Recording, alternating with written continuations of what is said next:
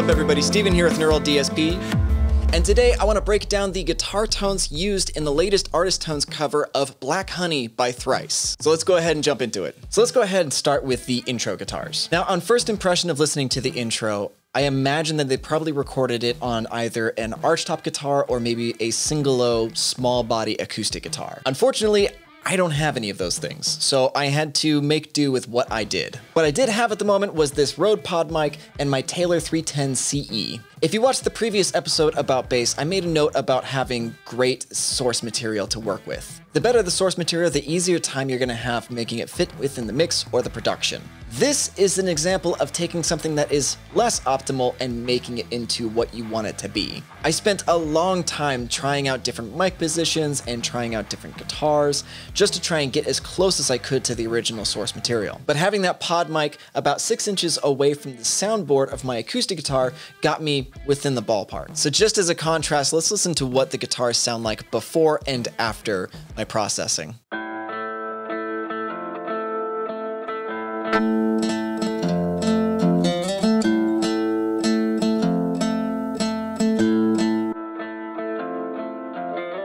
Okay, so let's start at the very beginning. So I started off with the Archetype Plini and I threw on the compressor with a lot of compression, and I turned on the overdrive pedal just to get a little bit of tone shaping on the signal. You can see that I turned the gain and the level down so that way it didn't break up when it hit the gain on the head. When we get to the head, I pumped up the mids, I backed off the treble, and the master and the presence just a little bit. These guitars are very mid-heavy, so I did have to accentuate that quite a bit throughout this processing. Moving over to the EQ, you can see I made a couple of moves. I pushed up the 250 Hertz, I pushed down 500 Hertz, and then various adjustments throughout the rest of the bands. For the impulse responses, I chose the Dynamic 57 and the Ribbon 160, and I basically just left them in their default positions. For the effects section, I went with something that was going to be a little bit darker and sort of more in the background. So I went with a drier delay. I turned the tone knob all the way down, and then the reverb is very low as well.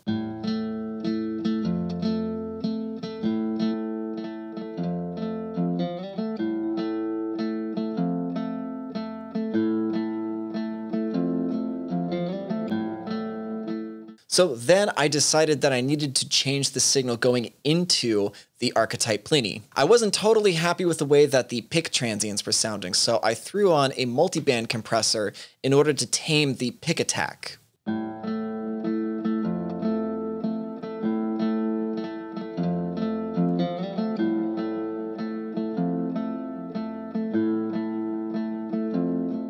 I then threw on an EQ just to push certain frequencies into the Archetype Plini a little bit harder.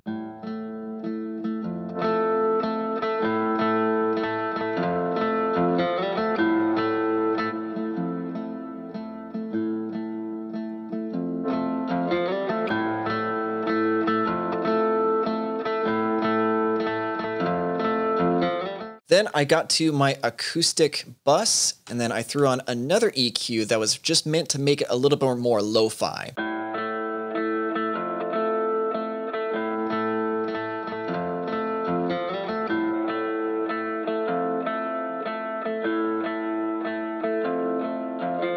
I then threw on another multiband compressor to boost and accentuate the lows.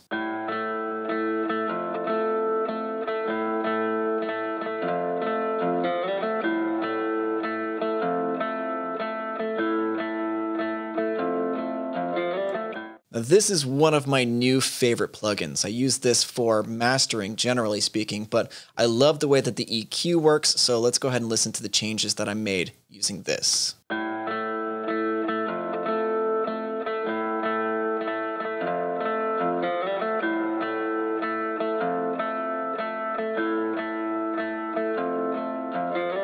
So I use this plugin for 3 different things. I use the tape equalizer to make it sound a little bit more vinyl, a little bit more lo-fi. I use the EQ to accentuate a couple of different bands, and then I use the spreader function to make the stereo image a little bit wider.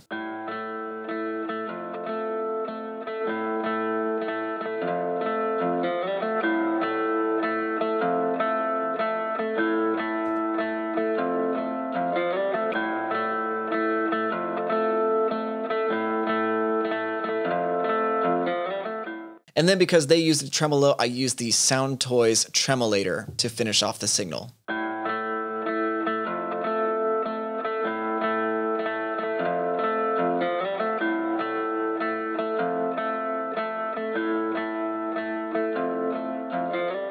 So aside from my acoustic guitar, I recorded all of the guitar tracks on the Fender Squier Jazzmaster that I have with me. So the next tone I'm going to break down is the lead that comes in just after the intro. Now this tone kind of eluded me for a while because I started off with the archetype Nolly. That one sounded the closest to my ears. However, when I'm listening to the original track, I can hear the pick transient and this nice amount of saturation behind the note as well. But while I was dialing in the tone, I would get the nice pick transient, but it didn't have enough saturation. I would put in some saturation, then I'd lose that pick transient. Now, I've spoken once before on an FAQ episode about mixing and matching Neural DSP plugin tones. When you do this, you do run the risk of phase cancellation because there's going to be some sample delay differences between plugins. Some plugins take a little bit longer to process the signal, you're going to have a little bit of phase issues, so you may actually get some phase cancellation between tones. However, I also didn't really feel like recording 4 separate tracks for this one part. So to mitigate those issues, I sent both my DIs into 2 stereo buses with the exact same plugin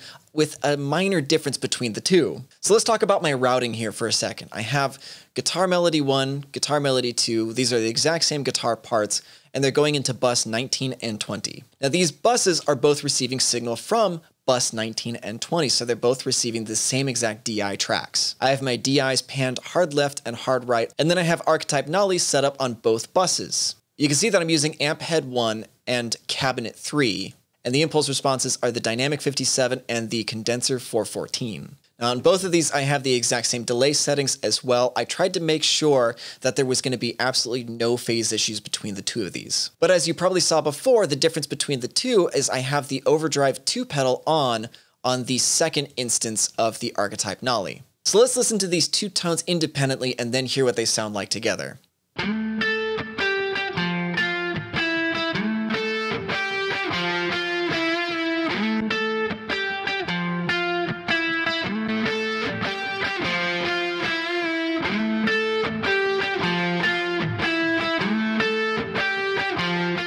And as a side note, if you guys are interested in having another episode dedicated to combining Neural DSP plugins to create new and different tones, go ahead and leave a comment below and let me know. For the rhythm guitars that are behind the lead, I use the archetype Plini, and then in front of that, I use the Fortin Nameless with the hex drive on. So let's go ahead and take a listen to these tracks solo, and I'll just turn on the archetype Plini for the moment.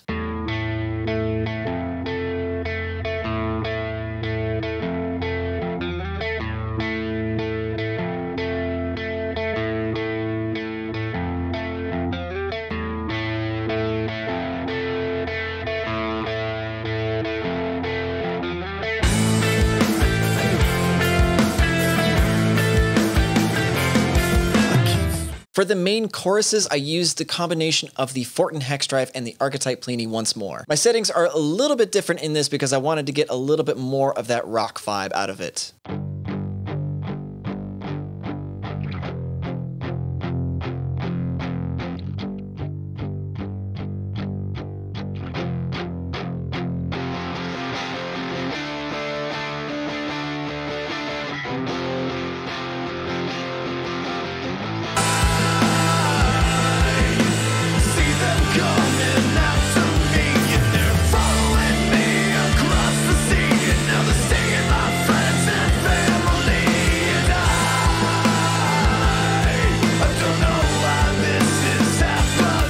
So for the lead guitars, you can see that I started with the compressor and the overdrive 2 pedal on. I'm mainly using the overdrive 2 pedal to affect the EQ curve of the DI before it hits the head section. I chose the second head with the gain around 3, and then just made some minor adjustments to the tone stack and the master volume control.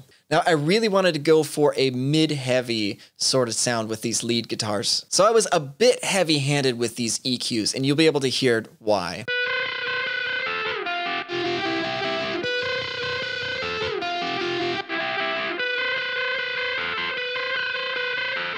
You can hear that the intervals that are being played are so dissonant that they're actually creating a lot of resonant peaks in the guitar. So that's why I'm a little bit more heavy-handed with the EQ in this instance, just because I don't want it to be distracting to the rest of the track. So for the impulse responses, I chose the dynamic 57 and the condenser 414, and then in the effects section, I have the reverb on, and it's just a little bit of augmentation to the lead sound.